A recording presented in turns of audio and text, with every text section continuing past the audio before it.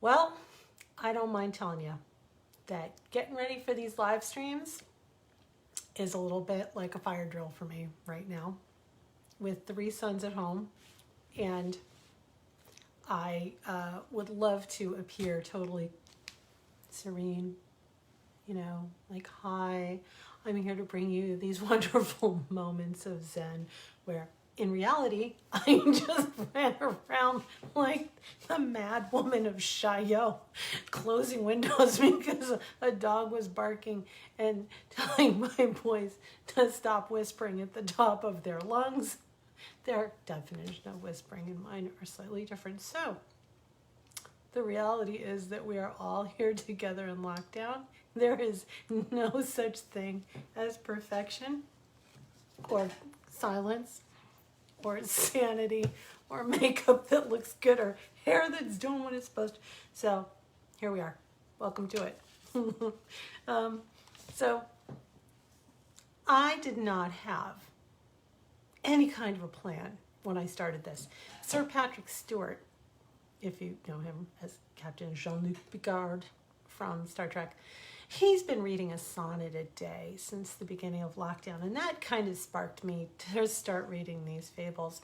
I haven't really thought about, where it begins, where it ends, which one should be on the right nights, or if there's a right night for anything, but they all seem to have sort of shaken out to be when they are supposed to be. So tonight, as just so happens, as I wind through the last of those in these 2 books, that I've come up with one about a groundhog.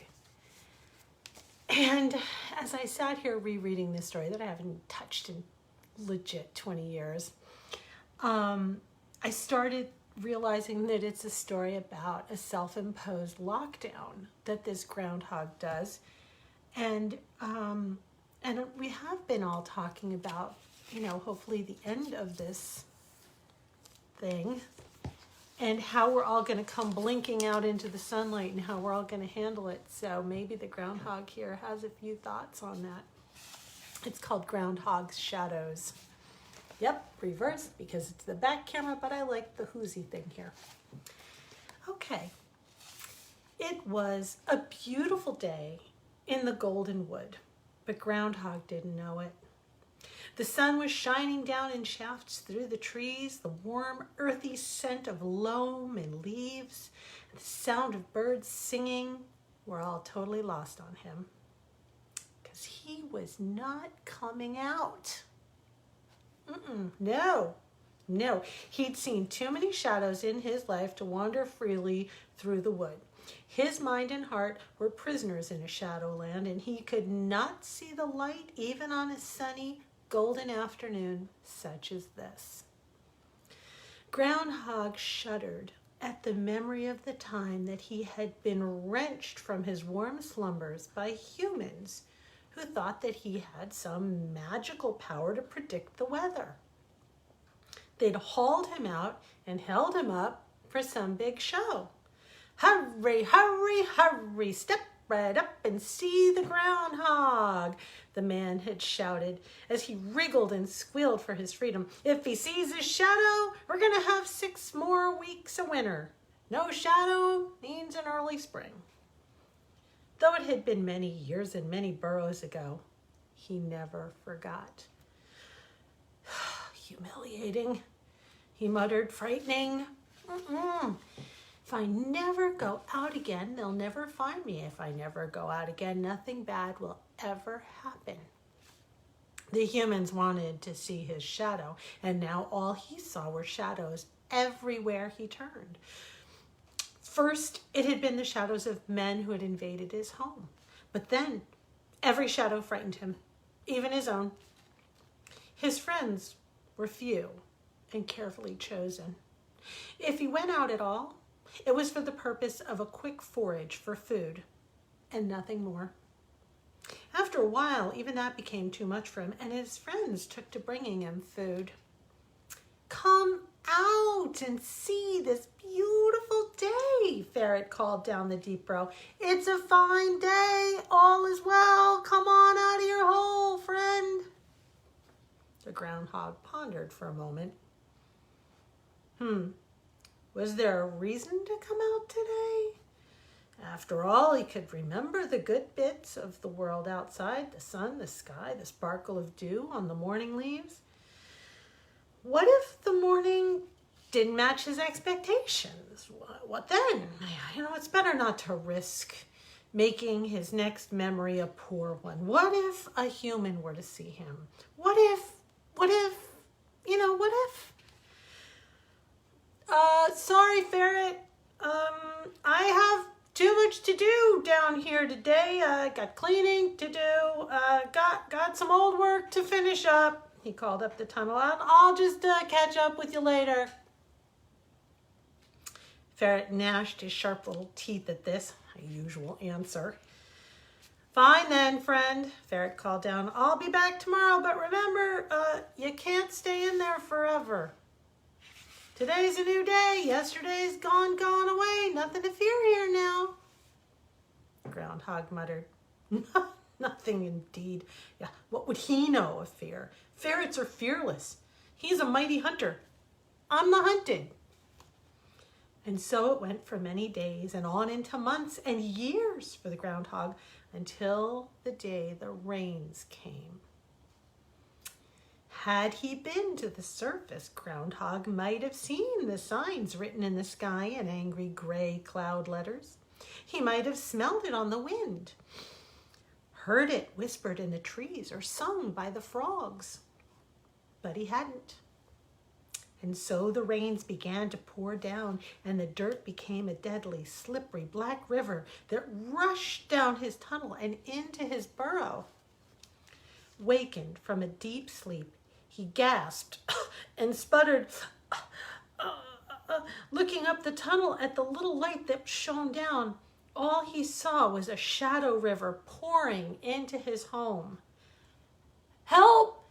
Help me!" he shrieked. He swam and clawed his way up the tunnel, but the sides were too slippy for him to climb. Just as all seemed lost, a large hand reached down in the hole and grabbed him by the scruff of the neck. Groundhog clawed and scratched and bit at the hand, squealing till his cries echoed through the night. And then a bright light shone down on him. It was a strange light that seemed to come from the hand itself, and it washed over him as the dark waters had, but instead of making him cold and scared, made him warm and calmer.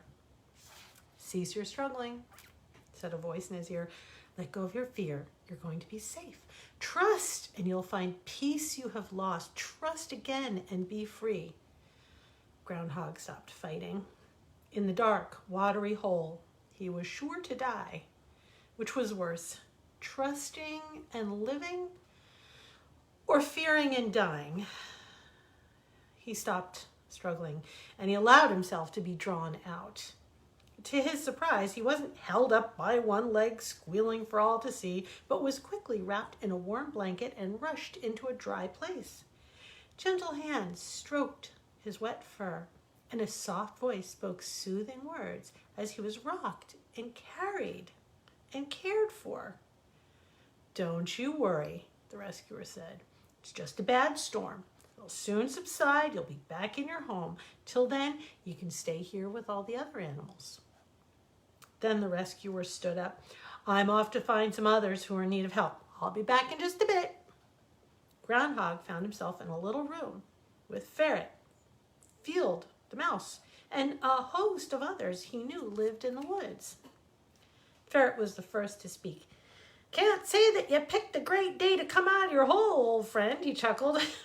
"How does it feel to be back out in the world?" Groundhog remembered the strange light and the words that had come to him. He took his first few shaky steps, padded up to the open door, and looked out.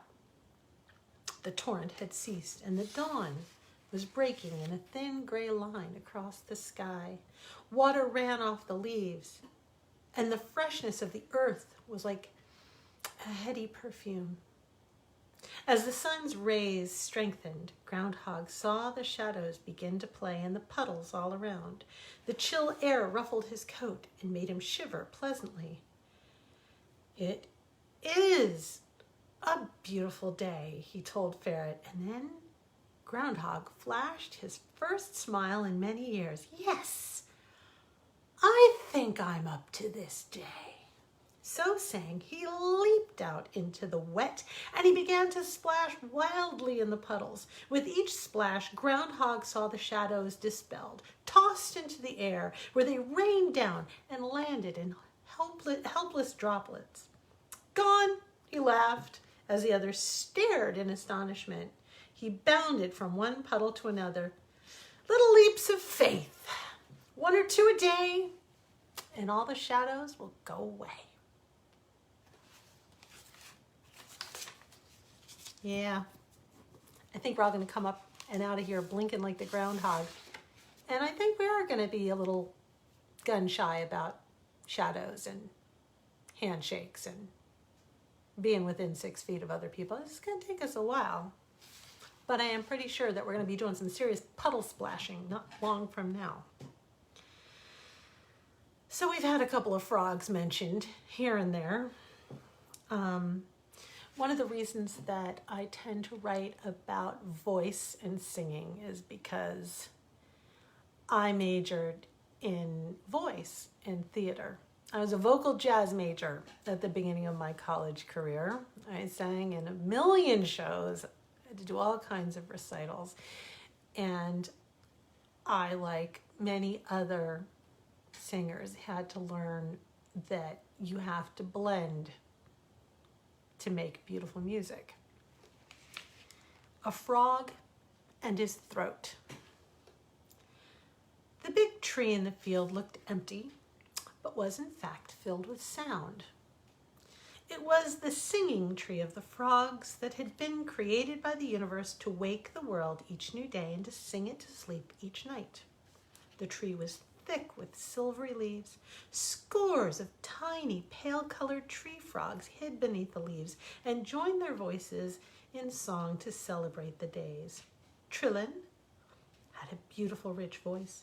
He sang for the day and the coming of the dusky evening. He trilled for the beauty of creation and the way that it moved him to happiness. When it came his time to solo, all the other frogs would hush and bask in the sound. This made Trillin very proud indeed. As time passed, he stopped singing for the beauty of creation and began to sing his own praises. He loved to hear his song, and he swelled with pride each time he drew breath to sing. In fact, the little frog was so involved in his own fame that he often refused to add his voice to the others when it came time for the entire choir to sing. When he did join them, he always sang just a little too loud. Trillin really loved the sound of his own voice best, and he liked to be heard and to stand out. You see, pride was Trillin's flaw. He no longer knew how to blend his efforts with those of others. When it was time for him to sing alone, his singing was clear, beautiful. But when he joined the others, he stuck out and ruined the harmony. Trillin, the choir master would say, it is not your time to work alone now. It is your time to contribute to the larger piece. You must make harmony, not discord. Add your voice and blend with the others, and the sound will be rich and strong. But Trillin would not listen. The master's words insulted his sensitive nature, and so he refused to sing at all. He stormed off, hopping mad, and took refuge under a far-off bush. I am too good to be singing with the likes of them, he muttered to himself. They are simply jealous. They are all... they wish they could be as good as I, and so they want to shut me up. They want to make me blend in and be as boring and untalented as they are. By and by, the choir began to sing again, without Trillin. To his dismay, the hymns were no longer strained, but tight with harmony and rich with relief. They didn't need him. He was hurt and embarrassed. He longed to return and sing, but found that he just couldn't bring himself to swallow his pride and ask for his place in the choir back. As time passed, the rains came, and the place where Trillin sat under the bush became a swampy bog. Whenever anyone came to visit and tried to coax him back to the singing tree, Trillin only emitted a low growl and turned away. He grew fat with inactivity and dark with brooding. Warts began to pop out on his skin, which had become tough and thick. One evening, as the sound of the choir drifted over the meadow and into the bog, a white heron landed near Trillin's bush. Herons could eat frogs in a gulp, and so suddenly Trillin was terribly afraid. Oh, he wished he'd stayed in the tree with the others. The heron began to poke its long beak under the leaves, and with one swift motion, Trillin was whisked out into the open and sat cringing at the feet of the heron. The heron eyed the warty little creature with interest. "Ah, hello, Toad," Heron said.